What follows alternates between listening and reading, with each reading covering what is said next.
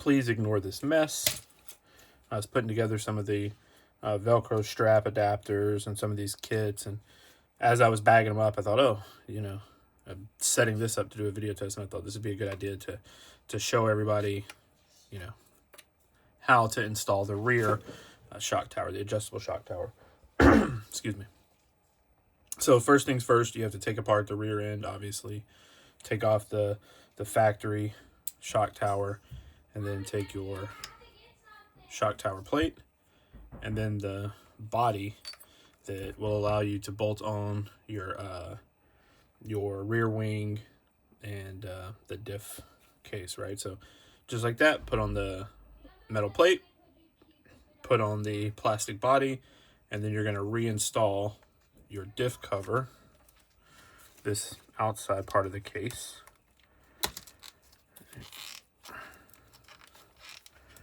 All right, you're going to use your same factory hardware.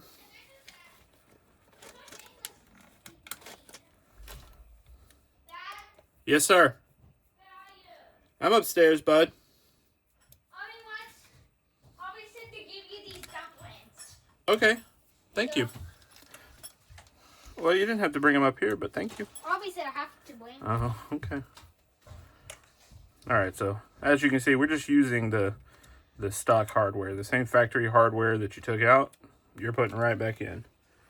Okay, these are M2.5 by 18 millimeters.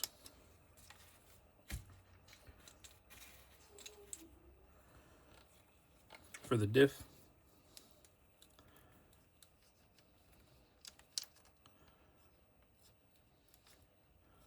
And then just like the front, excuse me, right? We're going into soft plastic. So, you know, me and Arma and your poor car would both prefer that you not use your awesome Makita, much faster electric screwdriver that you have sitting there. But if you decide to, I'll show you what that looks like.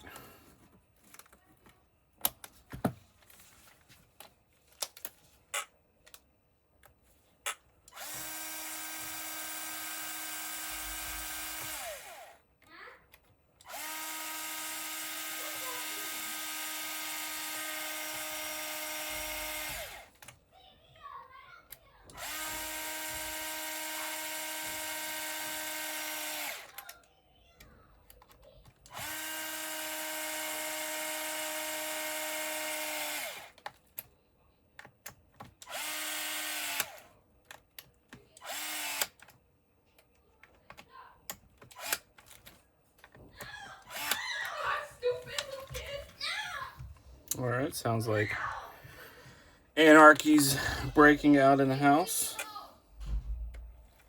All right, let's put on the shocks just to get a little, get those out of the way, and that'll give us a little more clearance when we want to put the rear wing back on there. So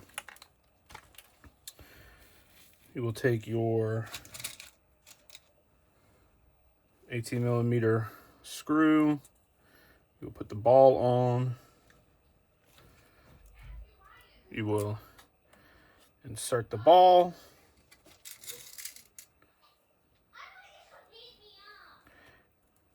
Add a washer. Add a spacer. Right, and I don't particularly, as you were, we're not going to use the 18. Let's use the 20. All right, 20. Oh, then put on our ball. Then put on our washer. Then put on our spacer. And I want to use this 20 just in case for, you know, some sad reason I accidentally strip this out, right? Using this 20 millimeter long screw gives me that extra room, right? You can see it right there. Gives me that extra room on the back of this plate to to add a nut if need be. And then, you know, this is your factory setting. This is the exact same as the stock one. And then you have, you know, one here and a little more here if you want to lower the ride height, get a little bit better handling on asphalt.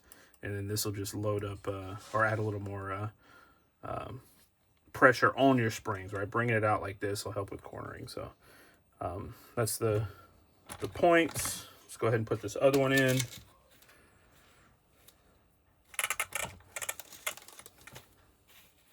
If you lose your shock ball, you're pretty much screwed. These are a proprietary size from Arma. I haven't seen them anywhere. I've looked all over the Chinese market to try to find replacements and just can't do it. So we'll have to wait for them to sell them, hopefully.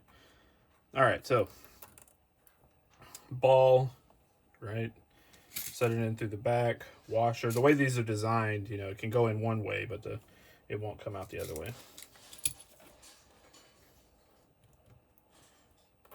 Add your spacer.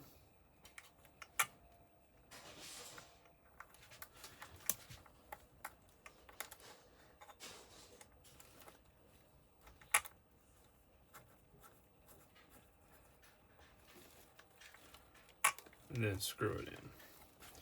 So I don't really like this play that, you know, it comes on the factory ones. That's exactly how the factory ones. Grab your shock, you'll see that it wiggles. I was experimenting up front with putting rubber O-rings right there. Thought I had a bag. Yeah, I do. These are 3mm O-rings.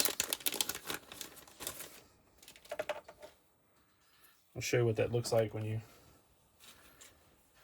put one on.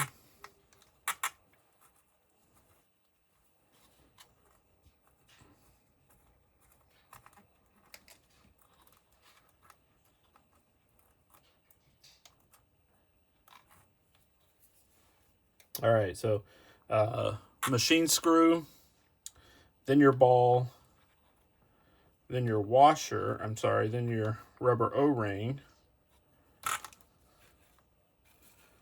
then your washer. That washer is going to help put it up over that edge of that ball as you tighten it in.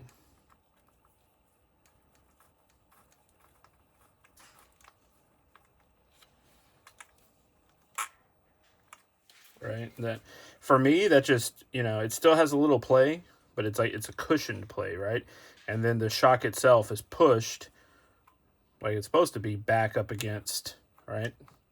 Pushes it back up against that ball, you know, for it to rotate a little. Doesn't have as much rotation, but the alternative is if you push this shock forward, like now, you know, it's loose on there. You have all this play on it. Back here, it's actually sitting into the shock cap. So I think these rubber O-rings are going to be the way to go, you know, just for me anyways. Obviously that, you know, Arma says you don't need them because it didn't come with them, right? I've got two different trucks. Both of them have that same, you know, that same forward front to back play on that shock ball, which to me seemed a little, you know, wonky, but I don't design RC cars. So Arma says it's good to go. Apparently it's good to go.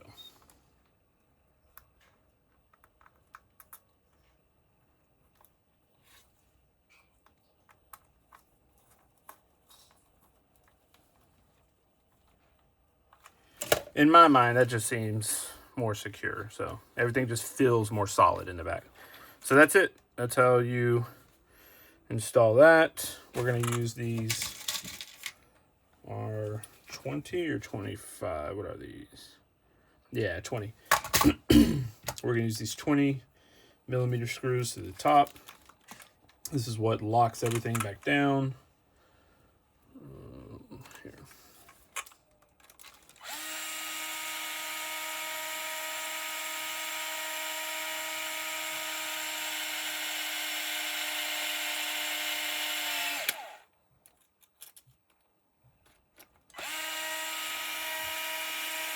These, the way this chassis and shock tower go together is what locks it all in place, right? So now the shock tower is mounted at the bottom through the diff and up top through those little tabs. 2 in the front, 1 wide tab in the rear.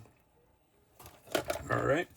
And then, you know me, I have the wheelie bar on mine, so need to reinstall the wheelie bar kit.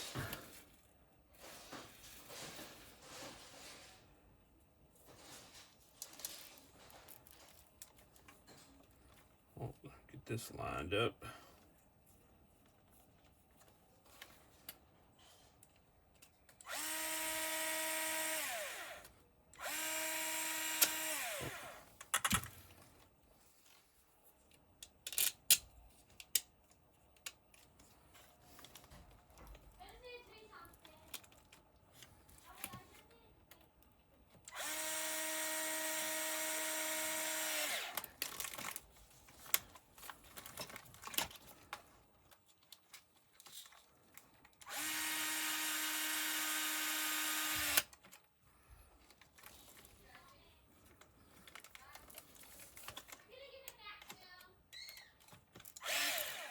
All right. And then the same hardware that we used before for your wing, all right? You're going to push this forward. Make sure that those tabs line up in these 2 points. Once it's all the way in there, that's when you can add your screws.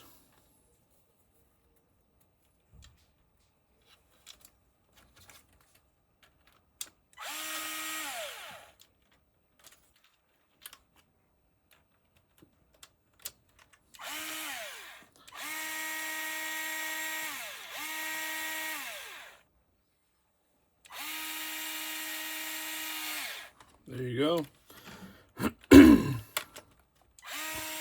We're not going to torque this one down too much because these prototypes are made out of 50-52, so don't want to go stripping it out, you know. But worst case scenario, you do strip it out.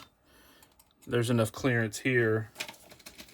You know, you run you a 25mm or even a 30mm screw through there, and you'll be able to put a nut on the back side of it, okay? So let's get that tightened down.